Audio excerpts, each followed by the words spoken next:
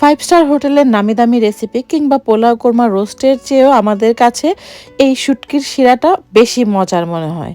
সিলেটিদের ঐতিহ্য বলতে পারেন আজকের এই রেসিপি।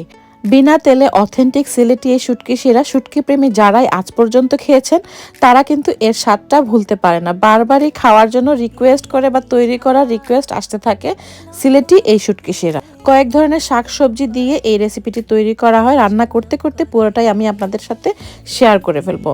আর রান্নার শুরুতে এখানে আমি 2 টেবিল স্পুন পেঁয়াজ বাটা নিয়েছি, আরও নিয়েছি 1.5 টেবিল স্পুন রসুন বাটা, সাথে দিয়ে দিয়েছি 1 টেবিল স্পুন মরিচের গুঁড়া, 1/2 টেবিল স্পুন হলুদের গুঁড়া। এখন এগুলো একসাথে মিশিয়ে নিচ্ছি পানি দিয়ে।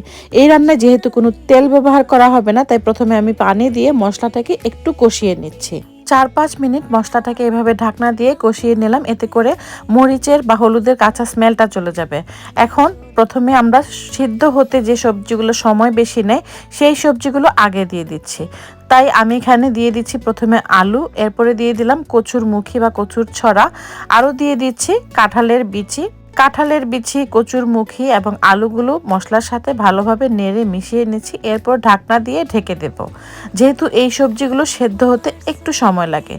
আমি যে সবজিগুলো আজকে ব্যবহার করছি সেই সবগুলোই যে আপনাদেরকে ব্যবহার করতে হবে তা কিন্তু না। আপনারা আপনাদের হাতের কাছে যে ধরনের সবজি থাকবে তা দিয়েই কিন্তু এই শুটকিটা তৈরি করে ফেলতে পারবেন। আলুর সাথে স্বাদমতো লবণও দিয়ে দিয়েছি, এতে করে আলুগুলো তাড়াতাড়ি সেদ্ধ হয়ে যাবে।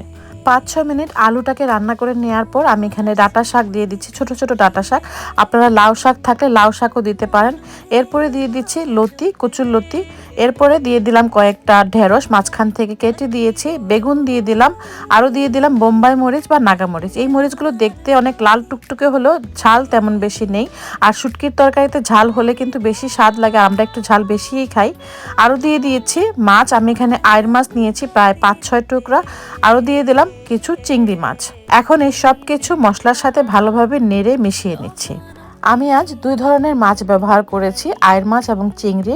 আপনারা চাইলে যে কোনো ধরনের মাছ ব্যবহার করতে পারেন। আর 2 ধরনের মাছ যে দিতে হবে তা কিন্তু না, আপনারা চাইলে যে কোনো এক ধরনের মাছ কিংবা চিংড়ি কিংবা মাছ ছাড়াও এটা রান্না করতে পারেন। আর এই তো দেখুন, ঢাকনা দিয়ে রান্না করে নেওয়ার পর যেহেতু আমরা শাক এবং বেগুন ব্যবহার করেছি সেগুলো থেকে বেশ পানি বের হয়েছে এবং সেই পানিতেই সবজিগুলো বেশ কষে এসেছে। আর এই তরকারির নামটাই যেহেতু শিরা, মানে শুটকি শিরা, তাই শিরা হলো ঝোল।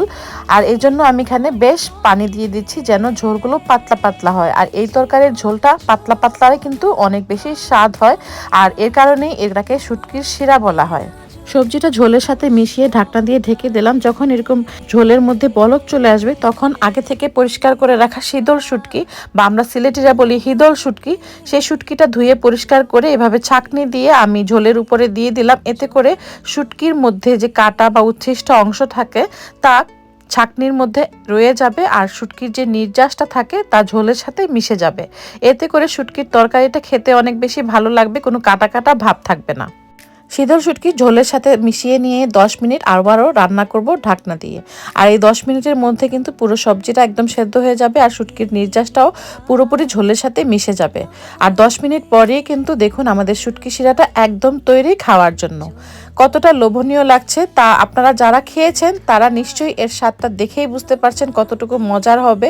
আর যারা এখনও ট্রাই করেননি বা দেখে ভাবছেন কেমন না কেমন হবে এর স্বাদ, একবারের জন্য হলো যদি আপনারা শুটকি পছন্দ করেন তাহলে এভাবে শুটকির শিরাটা তৈরি করে খেয়ে দেখবেন।